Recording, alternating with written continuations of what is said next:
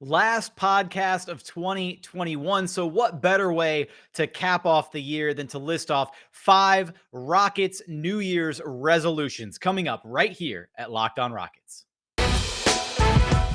It's the Locked On Podcast Network, your team every day.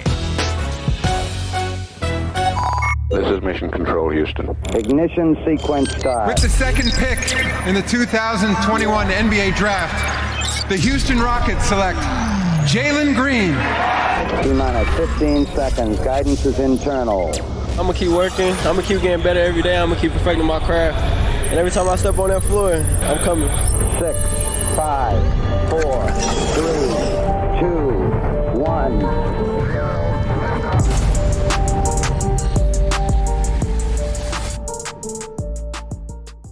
What's up, and welcome to another episode of Locked On Rockets, your daily podcast home for everything Houston Rockets basketball. As always, I'm your host, Jackson Gatlin, native Houstonian, and also host of Locked On NBA Mondays. Be sure to follow along on Twitter at JT Gatlin, and the show, of course, at Locked On Rockets. Here we are for our final episode of 2021, this hellacious year that saw us see, we went through, a season and a half of NBA basketball crammed and condensed into one calendar year. It's been a lot of crazy stuff that's happened this year. So what better way than to end this year than to list off 5 Rockets New Year's resolutions. So what are your resolutions for the Houston Rockets? What are your New Year's resolutions for this Houston Rockets team? If you're watching on YouTube, drop them in the comments section.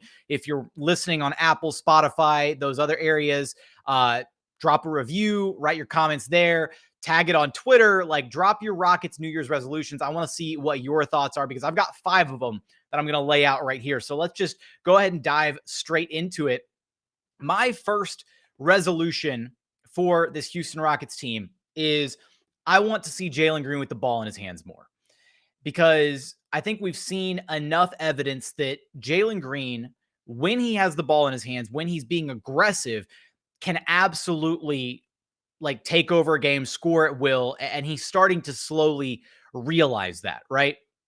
So it feels like when his shot is falling, that's great, and it's great to see. But the other area of his game, the area that was kind of billed as being the part of his game that was going to be the strongest when he was first coming in, was his explosiveness, right? His ability to drive, his ability to finish at the rim.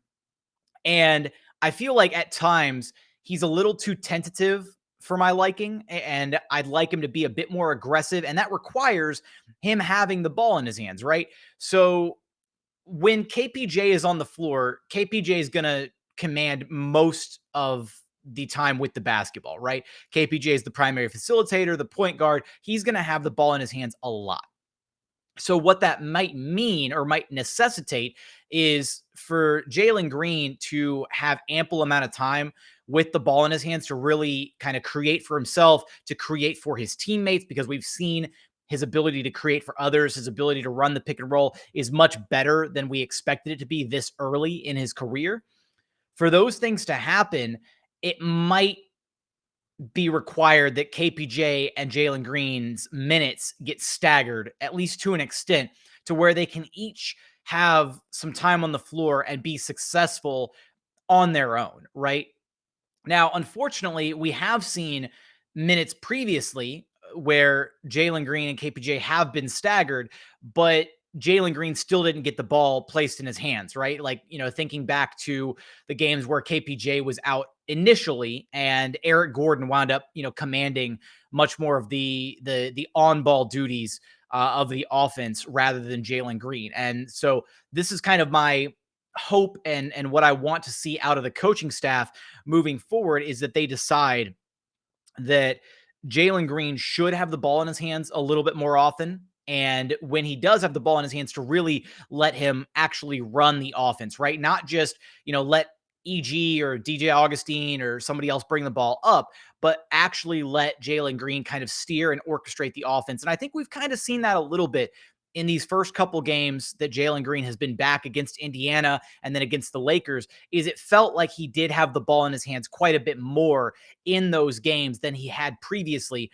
especially in the moments where KPJ wasn't on the floor. So hopefully that is a trend that continues moving in that direction, because Jalen Green is the future of this organization, right? He's the number 2 overall pick. He's the guy that all the hype is around, right? And it's just, I will say as an aside, it's just so much more entertaining to have Jalen Green out there on the floor. It's been a rough, give or take month or so. And yeah, we've seen some flashes from other guys, and the doorway has been open for guys like Josh Christopher to be able to get some minutes now, with KPJ and Jalen Green missing some time. And that was great for his development and to really show what he could do.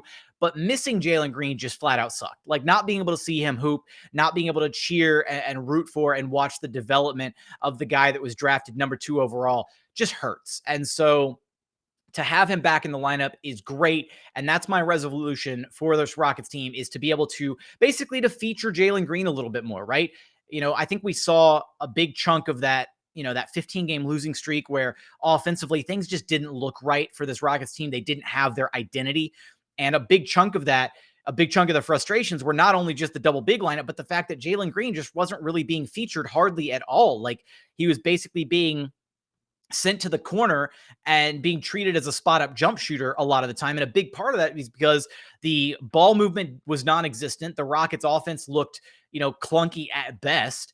And so they weren't getting the side-to-side ball movement. They weren't getting the dribble penetration and the kickouts that Steven Silas wants. That's a staple of his offense.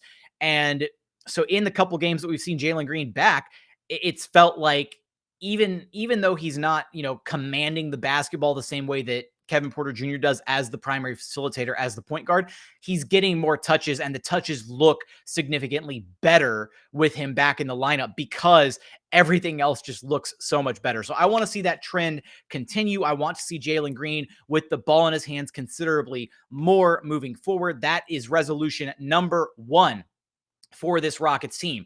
We're going to get to the next resolutions in just a moment after a quick message from our friends over at Prize Picks. Because look, if you haven't signed up yet for Prize Picks, you've got to check them out. Prize Picks is daily fantasy made easy. If you haven't checked it out yet, you are missing out. I'm telling you, you're going to love this app for NBA and mixed spots pick'ems. Basically, Prize Picks has the best NBA DFS prop game on the market. Prize Picks offers more NBA props than any other DFS prop operator and offers all the superstar players as well as bench players, only recording a handful of minutes each and every game. It's so easy, so simple to play. You pick 2 to 5 players and an over-under on their projections, and you can win up to 10 times on any entry, and it's just you versus the projected numbers. So go check out Prize Picks. Go to prizepicks.com today and use promo code NBA, or go to your app store and download the app. Prize Picks is daily fantasy made easy. And continuing on here at Locked On Rockets, your daily podcast home for everything Houston Rockets basketball. Let's continue on with our Rockets New Year's resolutions, I should say. And whatever resolutions you have for the Rockets, drop them in the comments, put them on Twitter. I want to see them. Make sure you tag me, all that good stuff. I want to know what your New Year's resolutions are for this Houston Rockets team. My next resolution, and I had to modify this one because when I wrote it down, I was like, no, that's not fair. So I want to see Alperen Sengun limit the controllable fouls. And I say controllable fouls because Alperen Sengun has received one of the worst whistles that I think I've ever seen for a rookie, right? Like, it's common, it's normal for rookies to not get the benefit of the whistle. You're a rook, you're fresh in the league, like all these different things.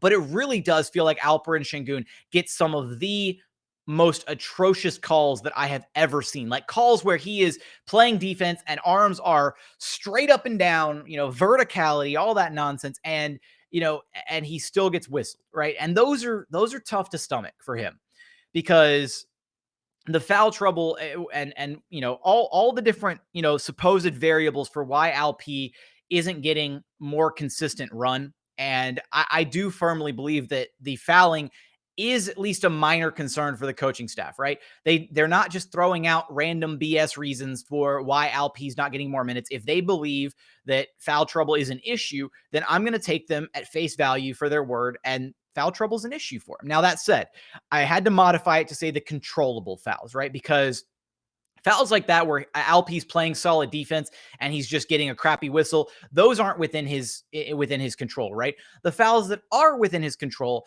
are some of like the offensive fouls that he commits, right? Where he's moving a little bit too aggressively offensively, or where he like hooks a player with the off arm trying to get, to get a leg up, to get an advantage. Some of those little offensive fouls there. Defensively, some of the plays where he's swiping at the basketball, where he's trying to make a strong defensive play, those are well within his control. And I don't necessarily want him to be a less aggressive defender, because I do think that defensively, Alp is significantly better than I thought he would be at this point in his career.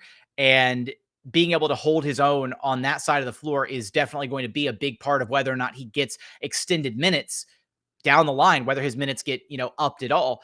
And I do think he's got he processes the game so well. He's got the quick hands. He's able to make plays sometimes defensively, but for every handful of the plays that he makes defensively, be it a steal or a tip or a deflection or a block, like he's also sometimes a little bit too late or a little bit too early, right? And those result in some fouls. So I'd like Alp to control his fouling, the controllable fouls a little bit. That's my number 2 resolution on this Rockets New Year's resolutions list. My next resolution still involves Alperen Sengun, and it does involve his minutes, but it also involves Christian Wood. Number 3 on my Rockets New Year's resolutions list is I want to see more double big lineup minutes for Alperen Sengun and Christian Wood. Since the Rockets ditched the double big lineup, like officially, way back on November 24th, when they started the 7-game win streak. Since that moment, all the way up to now, the end of December, Alperen Sengun and Christian Wood are averaging 3.8 minutes a night on the floor together. That's nothing. That is so minuscule in the grand scheme of things. And they have like a total of like 57 minutes played together, something, abysmal. So they have not gotten anywhere near the amount of reps that they realistically need to get together to decide whether or not that front court pairing can actually work moving forward and be a tandem duo for the Rockets. Or if it can't work, then that basically spells, the end of Christian Wood's time in Houston. Because right now, and I, our last episode, I went very deep on the Christian Wood trade dilemma. Do you trade him? Do you not trade him? Right? The pros and cons of both sides. And a big part of figuring out whether or not Christian Wood can be a long-term fit for this Houston Rockets team is whether or not he can coexist with Alperen Sengun. And so over this next month or so of the season, all the way up until the trade deadline in February, I want to see the Rockets place an emphasis on Alperen Sengun and Christian Wood getting minutes together. Not just increasing Alperen Sengun's minutes, but increasing the minutes in which he is sharing the floor with Christian Wood so that we can actually have an adequate sample size to decide, okay, can this pairing work? Or is it a bust? And do the Rockets actually have to move Christian Wood? Because if we see an extended run of this pairing, of this duo between Wood and Sengun, and they look really, really good together, and they're able to make things click defensively, and things are flowing offensively, and that duo looks really good, then there's not really a reason to have to trade Christian Wood, because suddenly you can factor Christian Wood in as the 4 next to Alperen Sengun for your future endeavors for this team, rather than having to sit here and think, okay, well, they're both 5s. They both can't play the 5. Who are we going to pick, right? I'm still optimistic that that pairing can be significantly more successful, although the bar is obviously very, very low, significantly more successful than the Wood-Tice pairing, because Alperen Sengun brings so much more to the table offensively than Tice does. And defensively, there's not a substantial drop-off between what Daniel Tice gives you as a defensive big and what Alperen Sengun gives you as a defensive big, except for, again, the intermittent fouling problems that Alpi has. That said, he plays defense, he hustles, he rebounds well, he boxes out incredibly well. Alpi does all the things that you want out of your 5 defensively. It's just, can that pairing work? And a big part of that onus is more so on Christian Wood. Can he make that pairing work defensively as the 4 in that lineup, because that would be up to Christian Wood to be tasked with guarding the opposing 4, the opposing wing, whoever is slotted in at that second front court spot for the opposing team. That's on Christian Wood. And we've seen him struggle to keep up with players like that. And we've also seen him offensively not look as good when he's being defended by smaller, quicker, more agile players, guys that he's not necessarily strong enough to bully down low, but where suddenly his usual mismatch advantage playing at the 5 spot is non-existent when he's playing against, a larger wing, like a 6'7", 6'8" type player who can still kind of body up Christian Wood, but suddenly the agility, the speed that he normally has against 5s is just non-existent against a player like that. So there are a lot of question marks surrounding that duo and whether or not it can work for extended periods of run on the floor. And so that's resolution number 3 for me, is I want to see those two guys get extended minutes together so that we can finally figure out, can they work together or can they not? And does Christian Wood have to be on the way out because of it?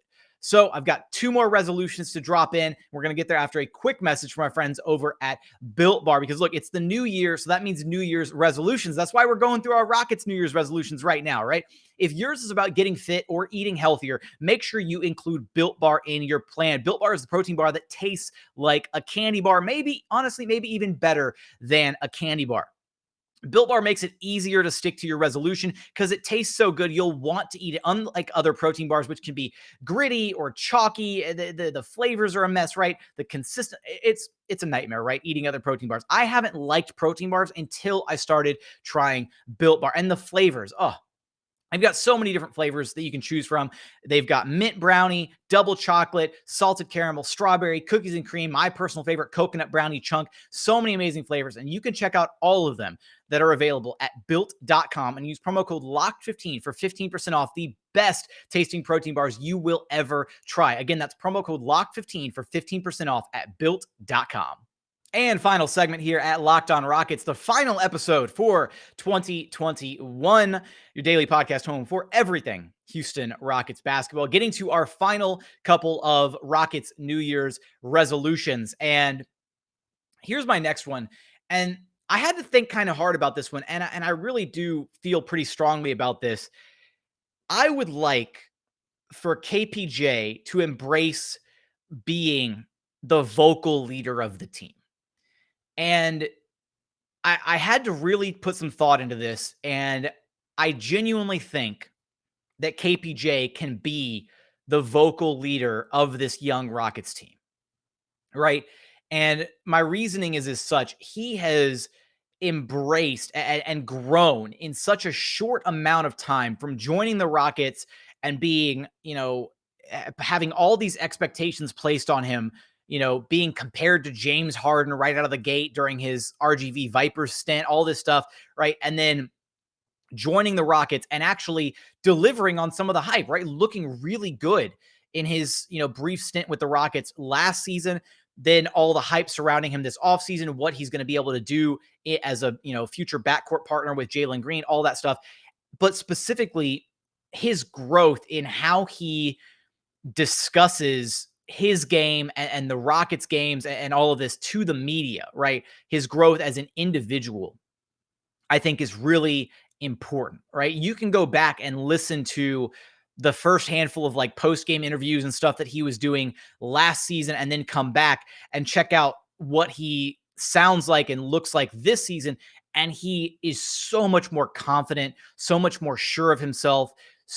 And it really does feel like he is embracing a leadership role on this team, even at just 21 years of age. Obviously, he's a bit older than the crop of rookies the Rockets have, but I think that for whoever to become the vocal leader of a team, it really helps when that vocal leader is one of the better players on the team, because it can be, right? Like I draw the comparison to like the Houston Rockets of old, where James Harden was always the alpha, right? He was the best player. But for a few years there, right, like Patrick Beverley was like the vocal, like emotional leader of the team. But to me, I think the dynamic works a little bit better when the vocal or emotional leader of the team is one of the better players on the roster. Now, that's not to say that there can't be multiple guys who kind of embody that role. Jae'Sean Tate is another one who he is so consistent with his play. And he's kind of, even though he's a sophomore, essentially, he's a bit older, right? And so he can be that guiding voice and kind of help steer the young guys because he's been there, done that. He's had a different route to get to the NBA, and he can absolutely also be a leader in the Rockets locker room. But I think I do want to see KPJ really start to embody more of that role for this team. And I think that's also going to help him embrace the role of point guard, right? Because being the point guard on the floor, you are kind of the natural leader of the team when you're orchestrating the offense, when you're in charge of making sure guys are in the right spots, when you're in charge of controlling the flow of the game. Not only that, KPJ has spoken about wanting to be more vocal, right? About taking on more responsibility by leading by example, right? And he's done those little things, right? I think there's still parts of his game where he does still get frustrated with himself, right? After, a missed shot or, he thinks he gets fouled offensively and he's a little slow to get back in transition. Those are still areas of his game that he is growing and working on. And those are maturity things, right? Those are mental lapses in his game that he's got to iron out as a young player still finding himself in this league. But that said, the jump that he has made defensively from last season to this season, his ability to defend at such a high level and also being a significantly better help defender, right? His on-ball defense has been incredible, but as a help defender and just as an overall team defender, the jump that he's made there has been great. He's really embracing and learning the point guard role.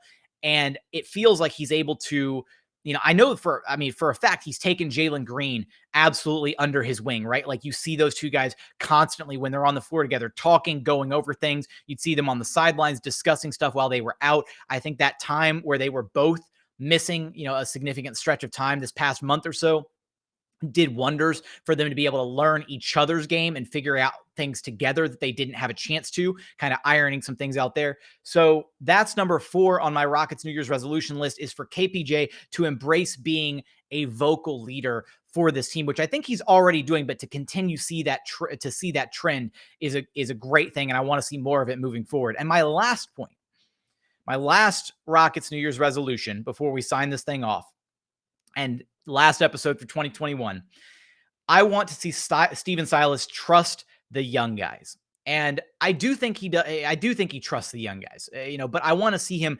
continue to do that. I want to see, moments where he gives the young guys a chance to win or lose a game, right? Where he doesn't, suddenly rely on, Eric Gordon to close things out, where he's not, panic switching and thinking, okay, I've got to get Christian Wood out there because Al P is, he picked up his 4th foul in the 3rd quarter, things like that, where I want to see him extend those olive branches, those little lines of trust and say, you know what, I see what you're able to do. We trust you, and we're going to let you make these mistakes because that's the only way for these players to grow, right? I think Josh Christopher is a really solid example of that level of trust, right? Where this Rockets team was in a predicament where they needed bodies. They were missing, their starting backcourt, and Josh Christopher was given the nod and given a chance to really shine. And this coaching staff has entrusted him with the ability to run the offense at times, play off ball at times. He's being tasked with guarding some of the best opposing players defensively,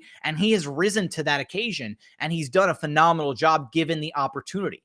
So in a similar vein to that, I want to see the other young guys on the roster be given those opportunities, right? And I'm not just talking about Jalen Green and Al P, and obviously just finished talking about Josh Christopher, right? Give KJ Martin a chance, right? Let's experiment. Let's have some chances where the rookies can maybe get some chances to close some games out, right? And I'm not saying, he needs to bench Eric Gordon or bench Christian Wood, not giving those guys chances to shine or to be a part of the rotation, because they absolutely are.